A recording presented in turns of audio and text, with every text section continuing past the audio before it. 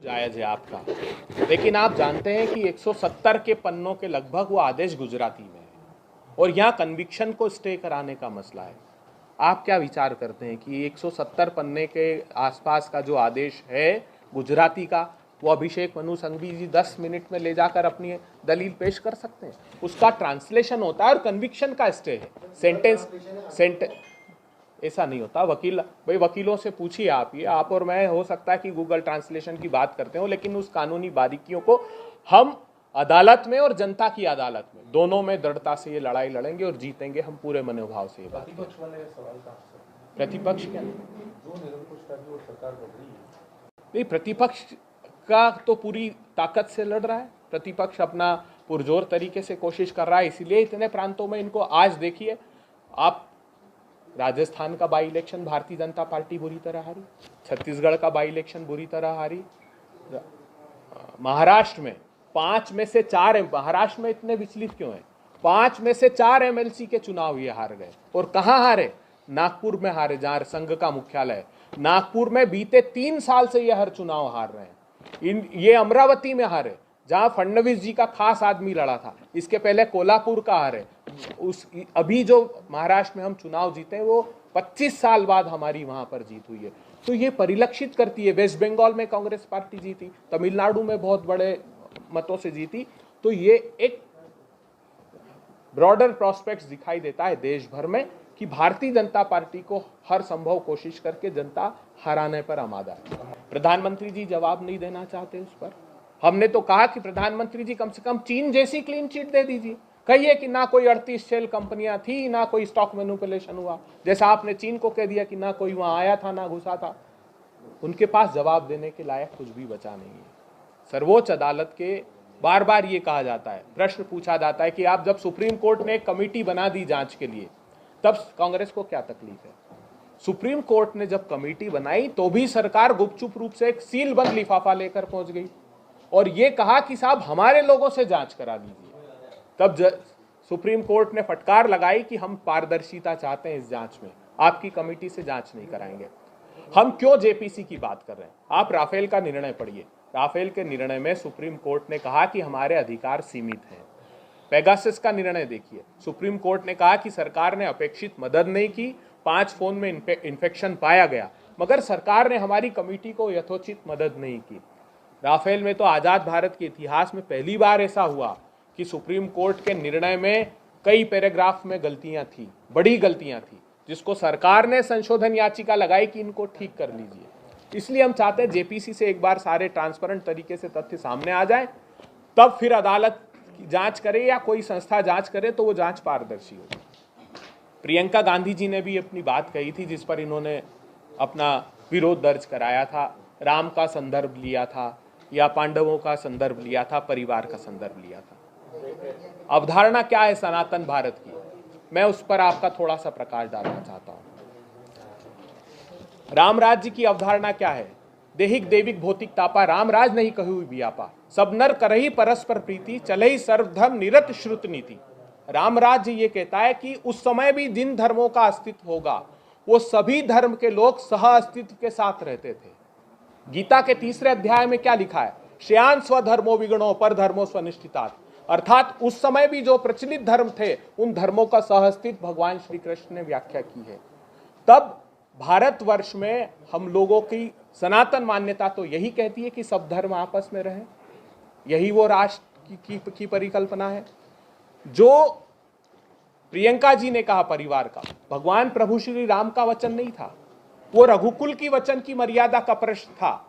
जो दशरथ का वचन था कि सत्ता को तज कर 14 वर्ष में वचन की मर्यादा की रक्षार्थ वो वन में चले गए। मगर भारतीय जनता पार्टी रोज अपने वचन तोड़कर सत्ता का भोग कर रही है, तो न राम के अनुयायी है न हिंदू राष्ट्र को ये प्रतिबिंबित करते हैं। ये तो सिर्फ अलगाव चाहते हैं अपनी सत्ता के लिए। इनका न हिंदुओं से सरोकार है न राष्ट्र के हितों से सरोकार।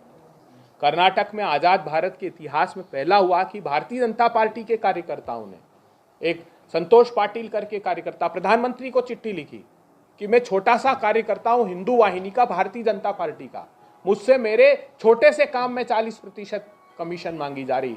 नई समाधान निकाला प्रधानमंत्री जी ने, उसने आत्महत्या कर ली। वहां कॉन्ट्रैक्टर्स एसोसिएशन सड़कों पर है, उन्होंने कहा 40% से कम में कोई काम करने को तैयार नहीं। उसका परिणाम है कि मंत्री, विधायक और उनके बेटे के 8-8 करोड़ रुपए निकलते हैं नगद, कोई ईडी, कोई सीबीआई, कोई जांच नहीं होती। तो ये कर्नाटक का सच जनता, और कर्नाटक से ही संदेश समूचे देश में भी जाएगा।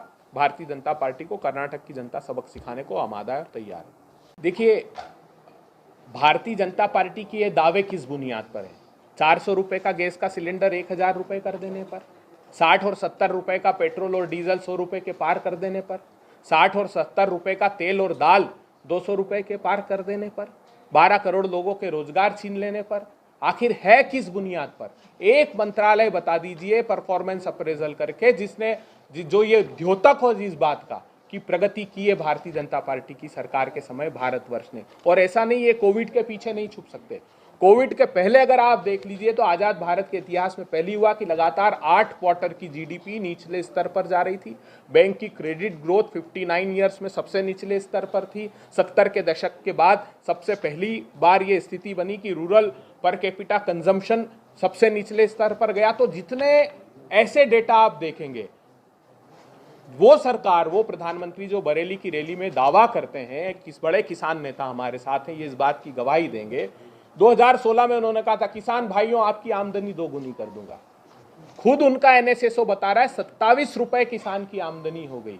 उनका धन्ना सेठ 609 नंबर से 2 नंबर पर आ गया देश के अमीरों के, और किसान की आमदनी 27 रुपए कर दी। तो मुझे लगता है कि इन सब बातों का संज्ञान देश की जनता लेगी, और ये जो 400 का आंकड़ा है ये कोरा झूठ साबित होगा।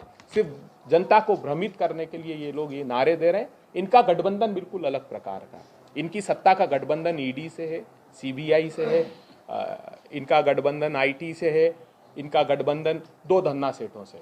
इस गठबंधन के साथ ये चुनाव में जाएंगे, और बाकी का गठबंधन बेरोजगार युवाओं का, किसानों का, महिलाओं का, अंतिम पंक्ति में खड़े हुए लोगों का। देश के प्रत्येक प्रांत के प्रत्येक जिले स्तर तक विरोध हो रहा है।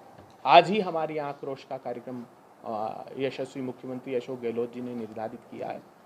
हाँ, ये जरूर है कि कहीं अपेक्षित सहयोग हमारा उतना, आप लोग सब तो जागरूक हैं, राजस्थान की भूमि से तो वो सवाल नहीं खड़े होते, लेकिन किसी स्तर तक उतना प्रभावी तरीके से जो दिखाया जाना चाहिए वो नहीं दिखाया जा रहा है। लेकिन सोशल मीडिया से कुछ मेन स्ट्रीम मीडिया हैं जो सहयोग कर रहे हैं, और हम दृढ़ता से ये लड़ाई लड़ेंगे और जनता इस लड़ाई को जीतेगी। मैं आखिरी बात आपसे ये करना चाहता हूँ, देखिए जो मोडस ऑपरेंडी इन्होंने इस केस में अपनाई, हाई कोर्ट से स्टे लेने की, एक बात का और खुलासा होना चाहिए। नेशनल हेराल्ड के केस में आरोप लगाते हैं कि बेल पर है, बेल पर है।